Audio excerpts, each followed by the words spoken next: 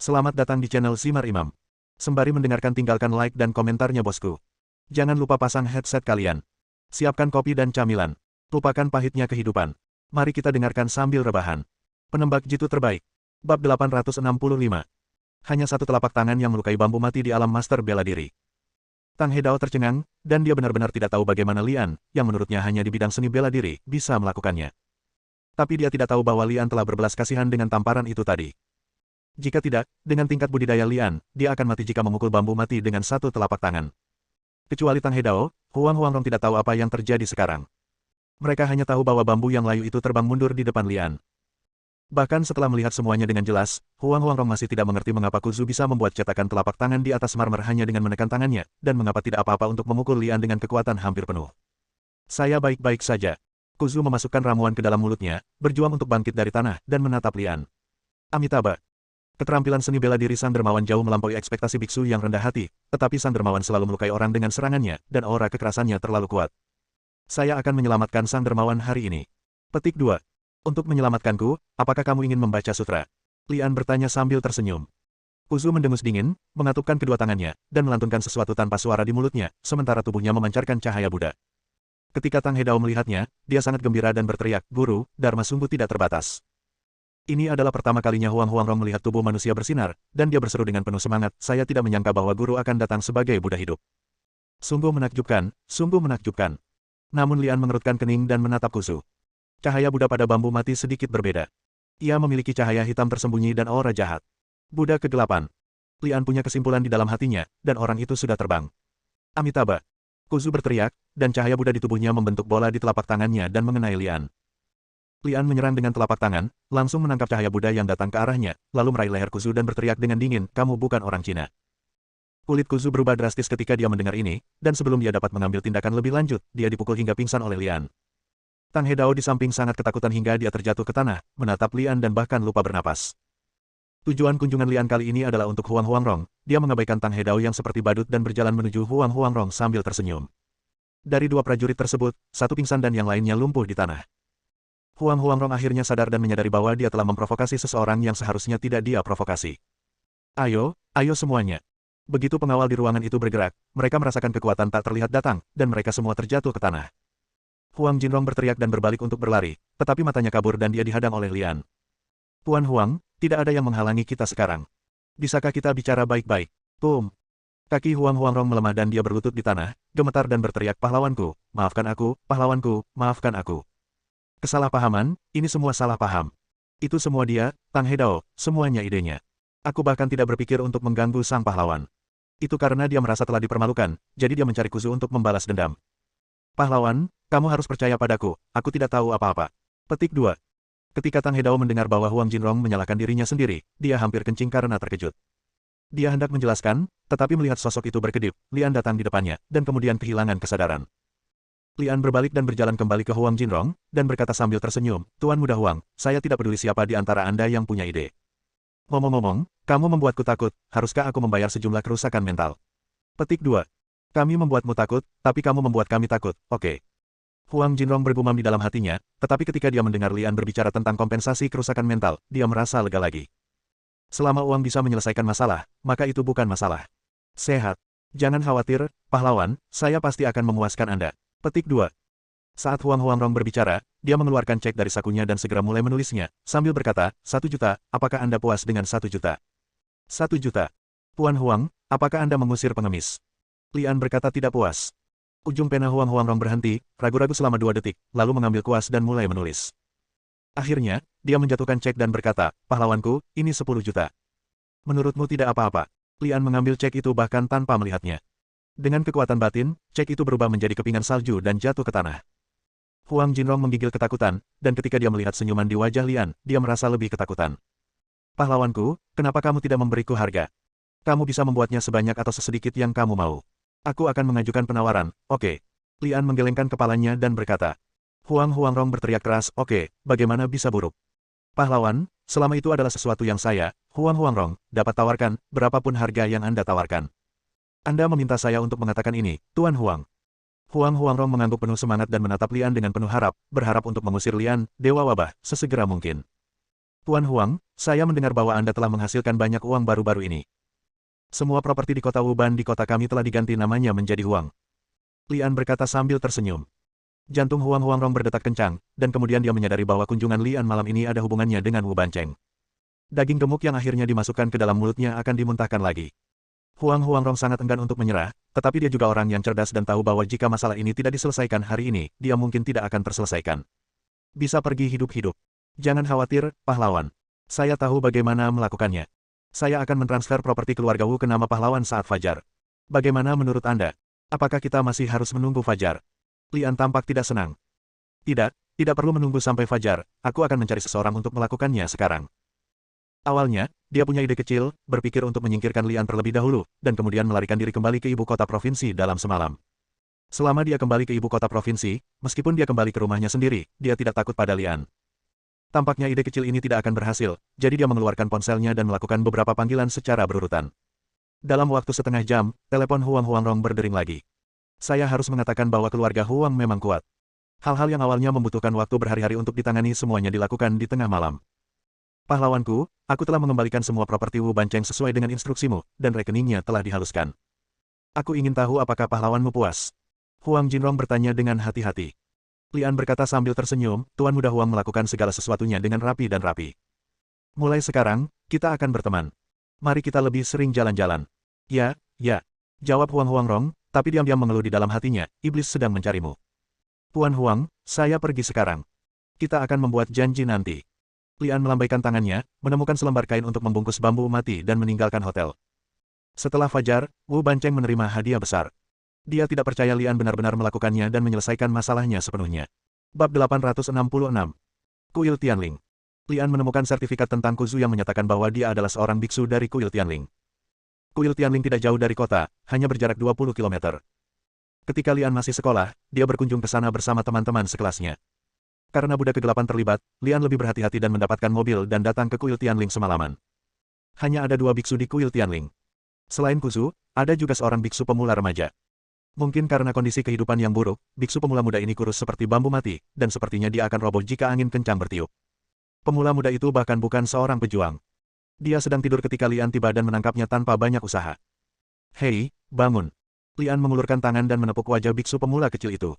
Melihat dia masih terlihat bingung, dia menuangkan setengah cangkir teh yang tersisa di meja ke wajahnya. Biksu pemula muda itu akhirnya sadar. Ketika dia melihat Lian mengunjunginya pada larut malam, dia mengira dia adalah seorang pencuri, jadi dia meneriakkan nama Buddha dan berkata, "Donor, Anda benar-benar datang ke tempat yang salah. Lihat tempat kami, bahkan peralatan Buddha pun bobrok dan tidak ada barang berharga, kamu." Retakan. Lian menyela biksu pemula kecil itu dengan tamparan dan berteriak, "Diam, jika kamu terus mengomeliku, aku akan memotong lidahmu." Bagaimanapun juga, biksu pemula kecil itu masih muda dan takut dengan perkataan Li. "Apa hubunganmu dengan Kuzu?" Lian bertanya. "Kuzu adalah guru biksu kecil itu," jawab biksu pemula kecil itu. "Baiklah, izinkan saya bertanya, agama Buddha apa yang Anda pelajari?" "Buddhisme Mahayana." "Bah." "Biksu kecil, aku menyarankanmu untuk mengatakan yang sebenarnya secepatnya, kalau tidak aku akan membunuhmu seperti aku membunuh Kuzu." Lian mengumpat dengan keras dan melemparkan piring Kuzu yang berlumuran darah. Segera setelah biksu pemula kecil itu mendengar bahwa Kuzu telah dibunuh dan melihat sertifikat yang berlumuran darah, dia mempercayai kata-kata Lian dan segera berkata dengan wajah sedih, "Donor, mohon jangan marah. Sebenarnya, saya tidak marah. Sama sekali tidak ingin menjadi biksu. Sepertinya aku diculik oleh Kuzu." Kemudian, seperti seorang wanita, Samanera cilik itu menceritakan kisahnya dengan berlinang air mata dan hidung meler. Ternyata biksu pemula kecil itu bukanlah penduduk setempat, ia tersesat di pegunungan saat bepergian bersama orang tuanya. Kuzu berkata bahwa ia akan membawanya untuk mencari orang tuanya, namun ia dibujuk ke kuil ini untuk menjadi biksu. Biksu pemula kecil itu masih muda, dan Kuzu hanya mengatakan bahwa dia bukan seorang biksu dan akan melemparkannya ke gunung untuk memberi makan serigala, jadi dia tidak berani melarikan diri. Kemudian, Kuzu menunjukkan beberapa keterampilan di depan pemula kecil itu begitu terkejut hingga dia takut dibunuh oleh Kuzu, sehingga dia tidak berani melarikan diri. "Donor, tidak. Anda benar-benar bodhisattva hidup yang menyelamatkan penderitaan. Anda membunuh dengan baik. Jika kamu membunuh Kuzu, maka aku bisa kembali dan bersatu kembali dengan orang tuaku. Orang tuaku pasti sangat merindukanku setelah tidak kembali selama bertahun-tahun." Petik 2. Pemula muda itu terisak. Jika dia ingin mengetahui bahwa Kuzu masih hidup, dia tidak tahu bagaimana perasaannya. "Jangan khawatir, aku akan melepaskanmu, tapi sebelumnya kamu harus memberitahuku tentang bambu mati itu. Mengapa dia ingin menjadi biksu di sini, dan siapa yang biasa dia hubungi?" Ang Li bertanya. Jawaban pemula kecil itu mengecewakan. Kuzu selalu menjaga rasa misteri di hadapannya, tidak membiarkan dia mengetahui banyak hal sama sekali. Namun, ada satu hal yang masih menarik perhatian Lian. Artinya, pria bertopeng akan berkunjung larut malam pada tanggal 15 setiap bulan. Dia akan pergi setelah mengucapkan beberapa patah kata kepada Kuzu. Samanera muda itu menemukannya secara tidak sengaja ketika dia bangun. Belakangan, dia takut Kuzu akan merugikannya, jadi dia tidak berani menceritakannya. Menghitung waktunya, 2 hari akan menjadi 15. Lian menyimpulkan bahwa pria bertopeng ini pasti ada hubungannya dengan Buddha Kegelapan. Bambu layu hanyalah pion yang tersisa di sini, dan Buddha Kegelapan sedang melakukan konspirasi besar-besaran. Setelah membuat biksu pemula kecil itu pingsan, Lian datang ke halaman dan menendang pinggang Kuzu dengan tangisan kesakitan. Setelah mengetahui bahwa dia ada di kuil, Kuzu terkejut, tetapi berpura-pura tenang dan meneriakkan nama Buddha, lalu berkata, pasti ada kesalahpahaman antara pemberi dan biksu malang. Faktanya, kita bisa duduk dan berbicara pelan-pelan. Lian berlutut dan tersenyum pada Kuzu, kami benar-benar bisa duduk dan berbicara perlahan tentang konspirasi Buddha Kegelapanmu. Begitu 3 kata, Buddha Kegelapan, keluar, ekspresi Kuzu tiba-tiba berubah, namun dia berpura-pura tenang dan berkata, pemberinya bercanda, bagaimana bisa biksu malang itu menjadi Buddha Kegelapan. Sejujurnya, tidak ada Buddha Kegelapan di dunia ini, Buddha Kegelapan hanyalah kesalahpahaman tentang agama Buddha oleh orang-orang sekuler. Yang paling dibenci Lian adalah membuang-buang waktu dengan orang-orang munafik seperti itu. Tanpa banyak bicara, dia mengeluarkan pisau lempar dan menusuk bahu Kuzu. Kuzu cukup tangguh, tapi dia sedikit mengernyit dan bahkan tidak bersenandung. Melihat Kuzu masih pantang menyerah, Lian mengeluarkan pisau lempar dan menusuk bahunya yang lain. Mengapa pendonor menyakiti biksu malang itu? Donor, lautan penderitaan tidak ada habisnya, tetapi ketika Anda berbalik, Anda akan menemukan pantainya. Donor, letakkan pisau dagingmu dan segera jadilah Buddha. Kalau bukan aku yang masuk neraka, siapa lagi? Tempat tusukan pisau terbang Lian sangat terukur, akan menimbulkan rasa sakit yang mematikan pada bambu yang mati, namun tidak benar-benar membunuh lawan. Setiap kali pisau terbang itu jatuh, Kuzu mengucapkan sepatah kata dan bersikap sangat tenang. Namun ketika pisau terbang ke-8 Lian menembus pangkal pahanya dan hampir memotong adiknya, Kuzu meledak. Titik. Brengsek. Nak, apakah kamu sudah bermain? Jika kamu ingin membunuhku, lakukan saja. Apa maksudnya ini? Apakah kamu tidak ingin tahu tentang Buddha Kegelapan? Baiklah, akan kuberitahukan padamu. Kuzu terus berteriak, tapi dia tidak mengatakan apapun tentang konspirasi Buddha Kegelapan, tapi seluruh tubuhnya tiba-tiba memancarkan cahaya gelap. Lian sedikit terkejut, dia telah memblokir titik akupuntur Kuzu di sekujur tubuhnya. Bagaimana dia masih bisa mengedarkan energi aslinya? Tidak, itu harus dikatakan sebagai kekuatan Buddha Kegelapan. Lian merasakan ada yang tidak beres dan segera mundur. Saat Lian menjauh dan mundur, tubuh Kuzu mulai membengkak, dan pisau terbang yang menusuknya melesat seperti peluru. Lian mengulurkan tangannya dan meraihnya di udara, mencabut semua pisau terbangnya, lalu diam-diam memandangi bambu mati yang tubuhnya bengkak seperti balon. Kuzu, yang terbungkus dalam kekuatan Buddha Kegelapan, memiliki senyuman sinis di wajahnya. Tubuhnya yang bengkak tidak mempengaruhi kecepatannya, malah dia bergegas menuju Lian dengan sangat gesit. Sekarang setelah semuanya sampai pada titik ini, bagaimana mungkin Lian masih tidak mengerti bahwa Kuzu telah mengembangkan teknik rahasia Buddha Kegelapan dan ingin mati bersamanya. Sebelum Kuzu sempat menerkam, Lian membuang semua pisau terbang yang baru saja dia taruh di tangannya. Dipenuhi dengan kekuatan Lian, pisau terbang itu lebih kuat dari pelurunya. Puff, puff, puff menembus tubuh Kuzu, dan pisaunya mengenai titik vital. Boom! Tubuh Kuzu pun meledak saat pisau terbang terakhir menembus tubuhnya.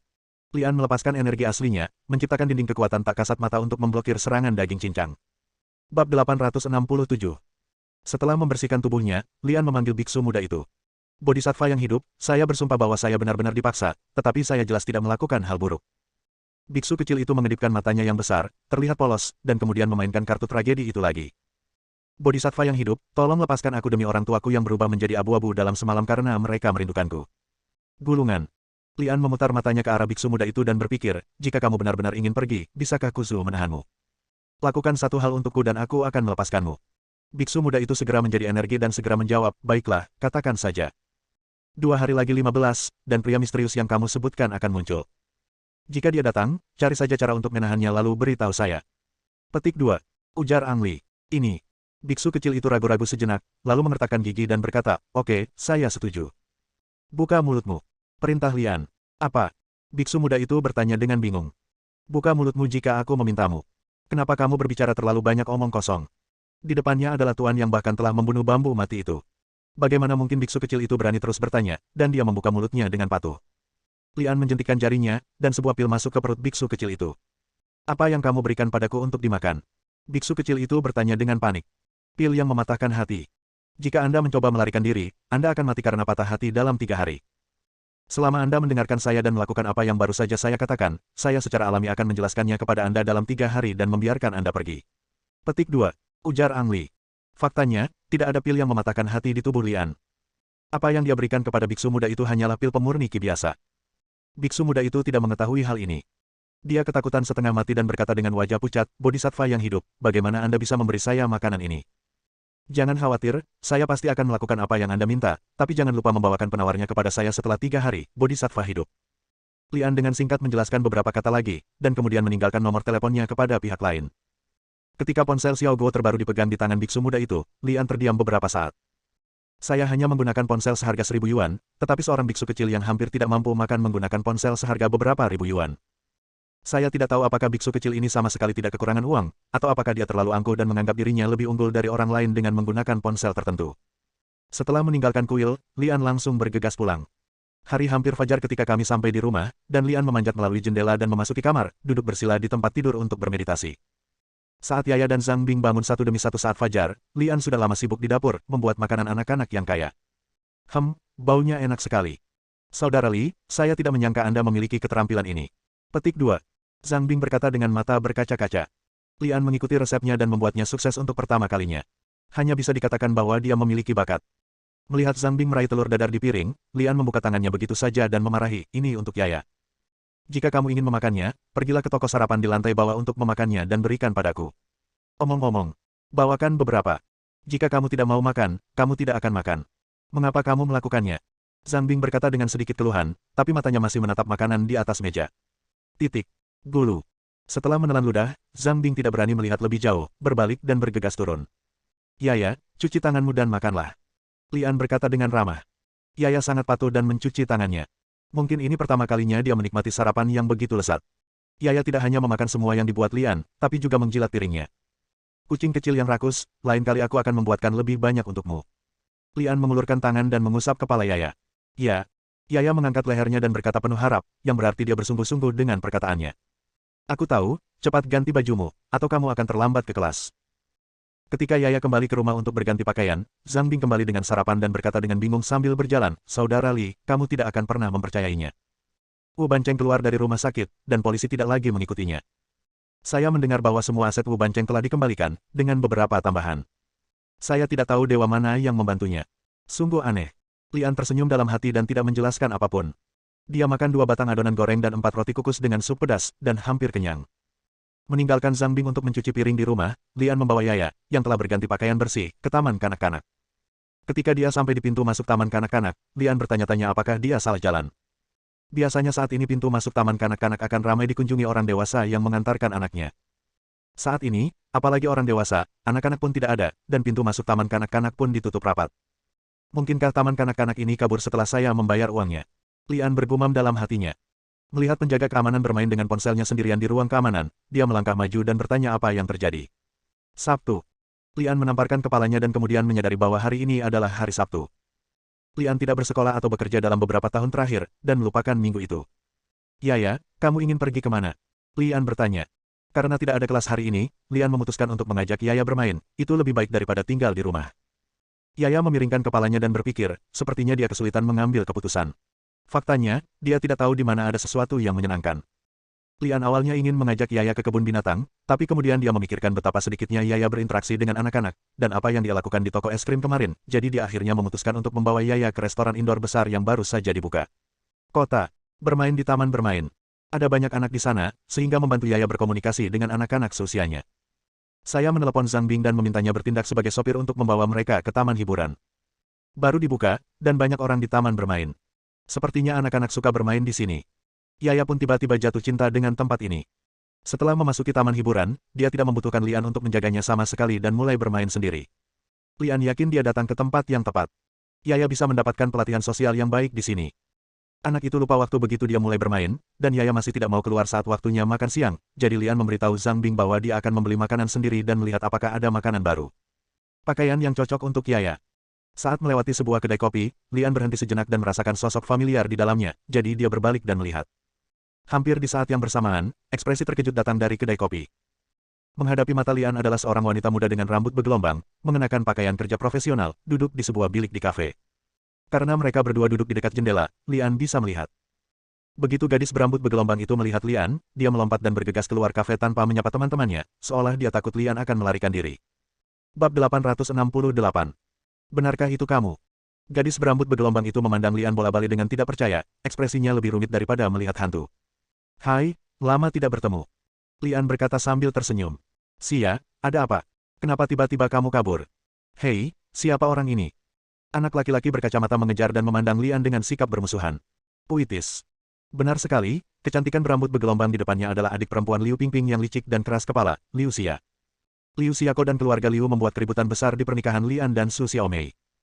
Ketika Liu Xia mendengar suara di belakangnya, dia tiba-tiba melompat dan memeluk lengan Lian seolah dia baru saja digigit ular. Tindakan ini membuat Lian sedikit mengernyit, samar-samar menebak apa yang akan terjadi selanjutnya. Anak laki-laki di seberangnya juga mengerutkan kening karena tindakan ini, dan menatap Lian dengan kejam, dengan niat membunuh yang samar. Maaf. Liu Xia menunjukkan perasaannya yang sebenarnya dan meminta maaf. Dong Mingrui, aku tahu kamu menyukaiku, tapi aku tidak bisa bersamamu.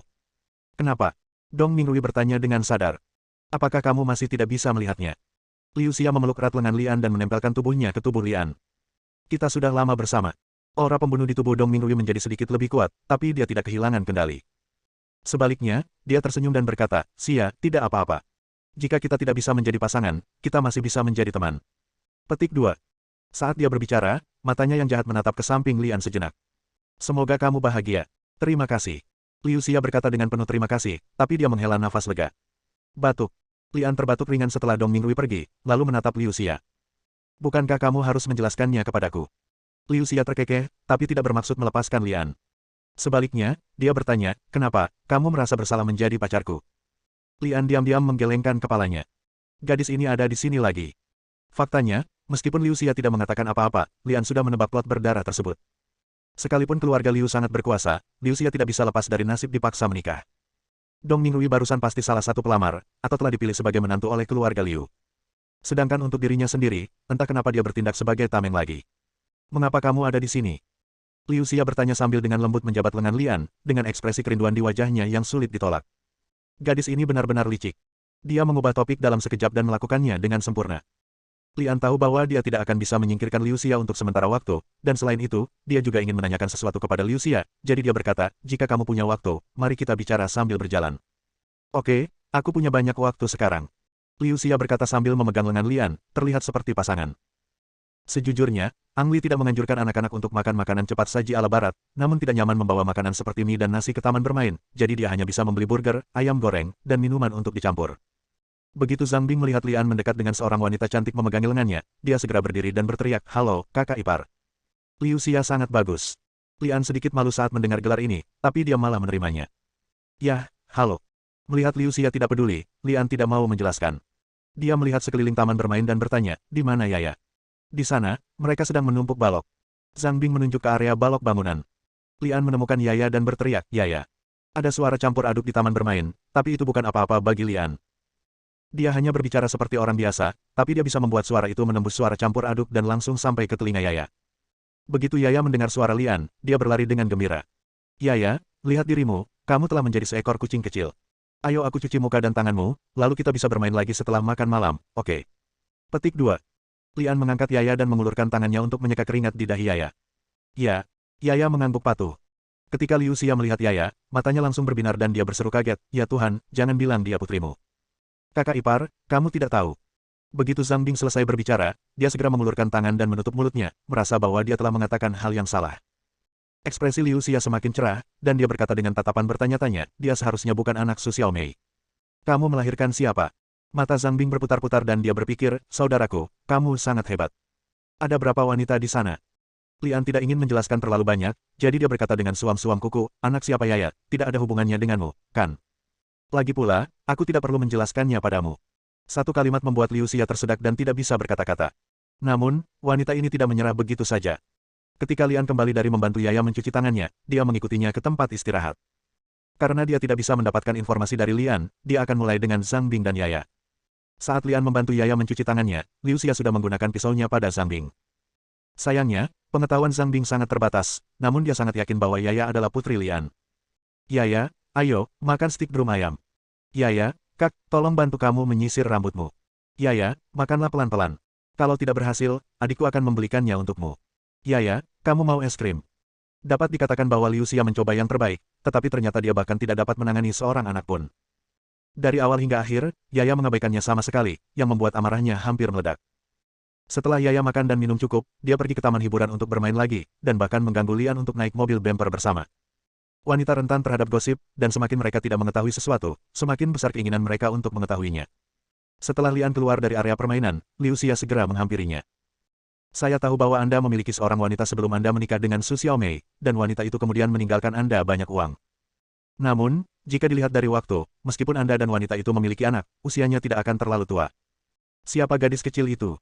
Aku ingin tahu apa yang terjadi antara kamu dan Dong Mingrui. Apakah kamu ingin aku menjelaskannya padanya? Goda Lian. Wajah Liu Xia tiba-tiba berubah menjadi hijau, tetapi dia dengan cepat mengendalikan dirinya dan berkata sambil tersenyum licik, aku tahu kamu masih memiliki perasaan terhadap Su Xiaomei, kan? Ketika Su Xiaomei disebutkan, ekspresi Lian sedikit berubah. Liu Xia tersenyum licik, mengetahui bahwa dia telah mengetahui kelemahan Lian, dan melanjutkan, jangan menyangkal, kami semua tahu bahwa Anda telah mencari Su Xiaomei setelah pernikahan. Bagaimana menurut Anda, apakah Anda ingin tahu di mana dia sekarang? Bersambung,